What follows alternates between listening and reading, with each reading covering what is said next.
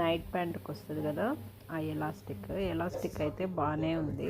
But ప్యాంటుని పక్కన పడేసి తీసాను. ఇప్పుడు దీంట్లోంచి మీకు ఒక సర్ప్రైజింగ్ థింగ్ చూపిస్తా. ఇలా ఒక ఎడ్జ్ కట్ చేస్తే వర్టికల్గా నిలువుగా ఉన్న తాడు ఇలా వస్తుంది. లాగుతుంటే థ్రెడ్ లాగా ఉంటుంది, కానీ వదిలేస్తే ఇలా అయిపోతుంది అనమాట. అలా మొత్తం తీయాలి.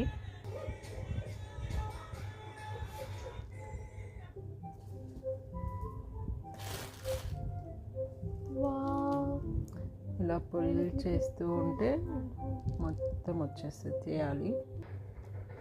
అలా తీసాక ఇలాగా ఒక స్ట్రింగ్ బయటకు వచ్చింది. ఇది థిన్ ఎలాస్టిక్ అన్నమాట. సో దీన్ని ఎక్స్ట్రాక్ట్ తీసుకోవాలి. మొత్తం ఇలా లాగేస్తే వస్తుంది. ఆ థ్రెడ్ తీసేసాక ఇది ఈజీగా వస్తుంది అన్నమాట. నేను ఇలా 3 స్ట్రింగ్స్ తీసుకున్నా, 1 2 3. వీటిలోకి ఈ బీడ్స్ ఎక్కించాలి. బట్ ఇలా అంటే కొంచెం టైం పడుతుంది కదా, అందు గురించి నేను ఇలా ఎలక్ట్రిక్ వైర్లో స్ట్రింగ్స్ ఉంటాయి కదా, కాపర్ స్ట్రింగ్స్, అది తీసుకుని ఒక చిన్నది ఒక 3-4 ఇంచెస్ ఇలా ఈ 3 స్ట్రింగ్స్ని ఇలా 3 స్ట్రింగ్స్ మధ్యలో నుంచి ఇలా ఈ కాపర్ స్ట్రింగ్ మధ్యలో పెట్టాలి. పెట్టి ఇలా హాఫ్కి ఫోల్డ్ చేసి ఇవి రెండు ఒకటేలా ఉండేలా చూసుకోవాలి.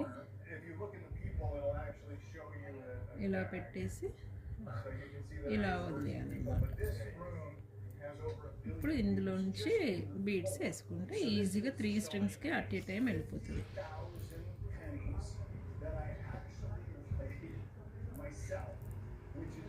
ఇలా అన్నీ వేసుకోవడమే. మనకి యాక్చువల్గా ఒక నార్మల్ సైజ్ బ్రేస్లెట్ అంటే 22, 21 అట్లా మన హ్యాండ్ సైజుని బట్టి. సో ఇలా అన్నీ వేసుకోవాలి. ఇక్కడ మాత్రం 6 స్ట్రింగ్స్ ఉంటాయి, ఇక్కడ ఫోల్డ్ చేసాం కాబట్టి. సో 3 స్ట్రింగ్స్ వరకు ఇలా వేసుకోవాలి. స్ట్రెచ్ అవుతుంది చూసారా. మొత్తం అయ్యాక చూపిస్తాను.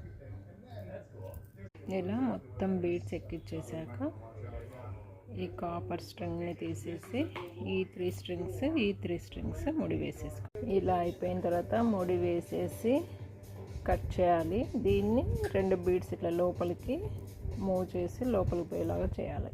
అంతే, అయిపోయింది. బీడ్స్ లోపలికి నాట్స్ వెళ్ళేలాగా పెట్టేసాము.